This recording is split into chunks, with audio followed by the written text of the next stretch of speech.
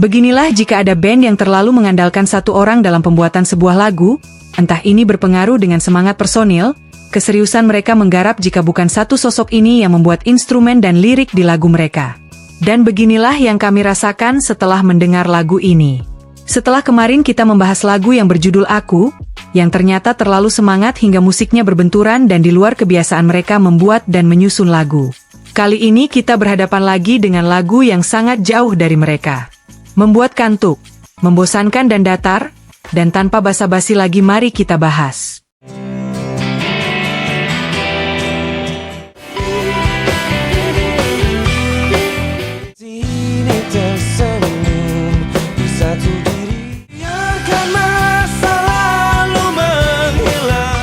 Lagu Masa Lalu yang Tertinggal adalah salah satu track dari album Bintang di Surga yang rilis di tahun 2004. Lagu ini tidak dijadikan single utama, tetapi punya tempat spesial karena menghadirkan nuansa beda dari lagu Peter Pan lainnya di album yang sama.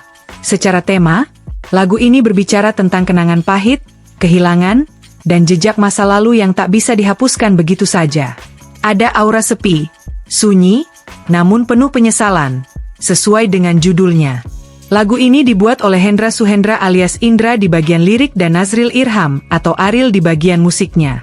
Jadi kita mulai saja dengan bedah lirik lagu ini.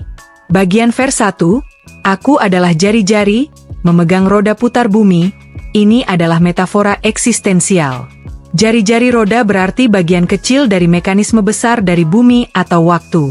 Lagu ini merasa sebagai bagian dari siklus hidup yang berputar, bukan pengendali penuh. Ada kesadaran bahwa manusia hanya ikut bergerak dalam alur semesta. Lirik ini seolah menegaskan bahwa manusia hanyalah bagian dari roda itu dan tidak bisa menghentikan putaran, hanya bisa ikut bergerak di dalamnya. Tenang di sisi panikku mengetuk, merupakan dualitas batin yang dimana tampak tenang, tapi di dalam diri yang sebenarnya ada kepanikan. Ini menggambarkan konflik manusia menghadapi perubahan atau kenangan masa lalu. Terang di sisi gelapku merenung, menegaskan sisi kontras diri yaitu terang dan gelap, senyum dan melamun. Filosofinya, manusia selalu hidup dalam dua kutub, bahagia dan luka, masa kini dan masa lalu.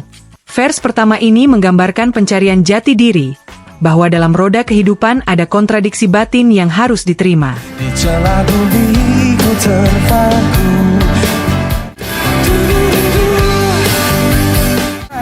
biarkan gelap menghilang, lalu ku biarkan masa lalu menghilang. Vers kedua, sadari langkahku, di celah bumiku terpaku, ini merupakan kesadaran eksistensi.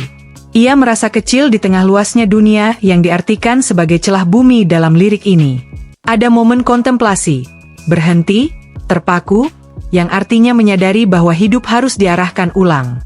Mencari arti hidupku yang baru adalah titik perubahan. Ada tekad untuk tidak terus-terusan tenggelam di masa lalu.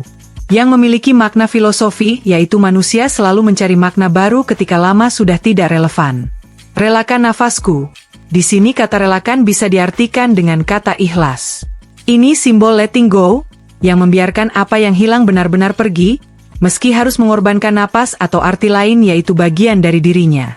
Jadi vers kedua adalah transisi menuju pelepasan dari kesadaran luka, menuju penerimaan. Di sini ada pre-chorus. Ku menunggu datang terang, biarkan gelap menghilang.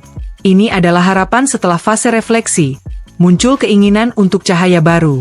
Bantu aku, tuk menunggu, roda membawaku, merupakan kesadaran bahwa ia tidak bisa sepenuhnya mengontrol hidup.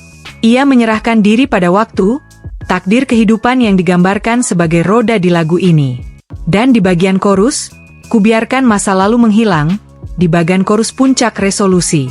Ia memilih untuk melepaskan, bukan melawan. Artinya melepaskan masa lalu adalah cara paling manusiawi untuk bertahan. Tanpa beban aku meninggalkan belakang.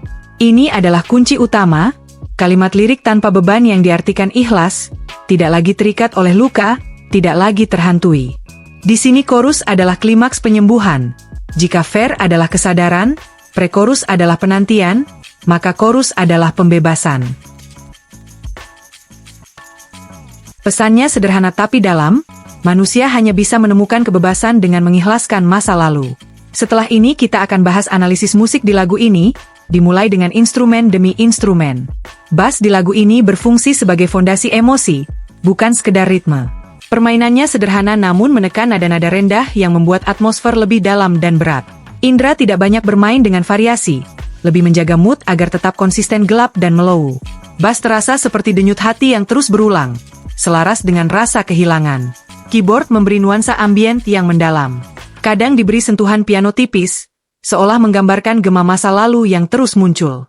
Bagian ini sangat penting karena membuat lagunya terasa luas, sepi dan penuh ruang hampa.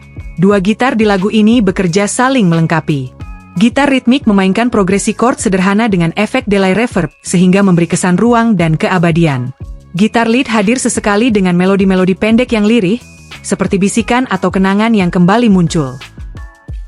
Drumnya minimalis, lebih menekankan tempo dan mood.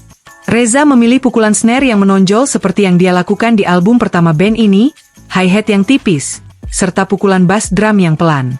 Reza memilih pola yang sangat minimalis dan bagus untuk menjaga atmosfer, tapi hampir tidak ada momen signature yang menonjol. Akibatnya lagu ini kehilangan drive ritmis yang bisa membuatnya lebih berkesan di telinga. Terlalu aman secara ritme, sehingga terasa seperti background song ketimbang lagu yang bisa berdiri kuat di panggung. Warna vokal Ariel yang serak memberi tambahan tekstur raw, sehingga terdengar dalam. Ia tidak sekedar menyampaikan lirik, tapi menghidupkan kesan pasrah dan tersisa luka dalam lagu. Jadi bisa dibilang lagu masa lalu yang tertinggal adalah contoh bagaimana Peter Pan mampu menghadirkan musik yang sederhana, namun penuh atmosfer emosional. Semua instrumen bekerja untuk menjaga mood reflektif. Bass sebagai fondasi berat, keyboard sebagai ruang hampa, gitar sebagai gema kenangan, drum sebagai detak waktu, dan vokal sebagai inti perasaan. Hasilnya, lagu ini menjadi salah satu karya terdalam Peter Pan, walau bukan hits besar.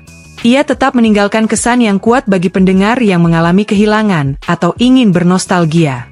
Namun lagu yang sebagus ini pastinya tidak les dari namanya kritikan. Musiknya cenderung repetitif, yang diulang berkali-kali dengan progresi chord yang sama.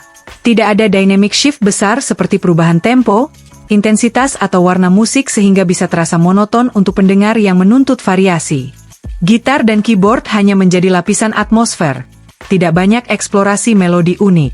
Jadi jika ingin dikritik secara musikal, lagu ini kurang berani bereksperimen, seolah hanya mengandalkan mood melankolis tanpa kejutan dan pastinya buat kita ngantuk dengarnya. Ariel memang kuat dalam penyampaian mellow, tapi di lagu ini kadang terasa datar karena terlalu mengandalkan nada lurus. Tidak banyak permainan dinamiks, akibatnya ekspresi emosionalnya kurang menggigit. Padahal liriknya dalam, tapi penyampaian vokalnya agak terlalu aman sehingga tidak mencapai klimaks emosional yang benar-benar menghantam. Akhirnya apa? Kita dengarnya bosan dan akhirnya ngantuk kemudian skip. Kami benar-benar kurang paham apa yang terjadi dengan Peter Pan ketika lagu tidak dikerjakan sepenuhnya oleh Ariel. Lagu ini tidak semenarik Bintang di Surga, tak sememorial Di Atas Normal serta lagu lainnya di album yang sama. Kami paham dengan namanya eksplorasi musik yang ingin disampaikan di band ini, tapi tidak terlalu anjlok seperti ini. Ada lagu pop, pop alternatif, mellow, tiba-tiba rock dan kini lagu kita bahas ini muncul bikin kita terasa boring. Album Bintang di Surga sudah enak dengan adanya Ada Apa Denganmu. Mungkin nanti, 2DSD, hayalan tingkat tinggi, tapi dicampur dengan lagu yang modnya seboring ini. Maaf seribu maaf untuk yang bekerja keras untuk lagu ini, tapi ini opini yang harus kami katakan biar kelak Noah, Peter Pan Reuni atau The Titans, suatu saat bikin album atau lagu tidak mengulangi kesalahan yang sama seperti lagu ini.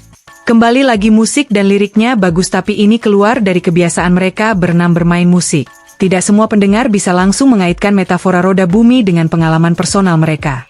Lirik ini lebih filosofis tapi juga riskan kehilangan kedekatan emosional dengan pendengar awam. Jadi terkesan ada jarak antara keindahan bahasa dan keterhubungan emosional langsung dengan pendengar. Lagu ini juga tidak punya kekuatan hook yang cukup untuk jadi single besar. Jadi kelemahan lagu ini terlalu aman, repetitif, vokal dan instrumen kurang serta lirik yang cenderung abstrak dan berpotensi kehilangan kedekatan emosional dengan pendengar awam. Dengan kata lain lagu ini indah, tapi tidak tajam. Dalam, tapi tidak selalu menyentuh langsung. Filosofis, tapi kadang lebih terasa sebagai renungan pribadi daripada pengalaman universal yang kuat. Jadi bisa dibilang embel-embel album dengan jumlah penjualan sekitar 3,2 juta keping itu tidak menjamin lagu-lagu dalam album ini enak semua. Fans-fans Peter Pan Noah yang FOMO dan kalau debat hanya mengandalkan status album ini yang terbanyak lakunya se-Indonesia. Kalian harus banyak belajar lagi. Dari Dewa 19 misalnya yang 4 kali ganti vokalis tapi karirnya nggak mati-mati. Slang walaupun penjualannya nggak selaris album Bintang di Surga tapi masih dinyanyikan orang di setiap tongkrongan. Kangen band yang dulunya band dicaci maki tapi kalau band ini manggung semuanya ikut bernyanyi. Dan masih banyak lagi. Jangan tersinggung dengan opini yang berbeda sebab yang kami lakukan semata-mata untuk perkembangan musik Indonesia. Sampai ketemu di video selanjutnya.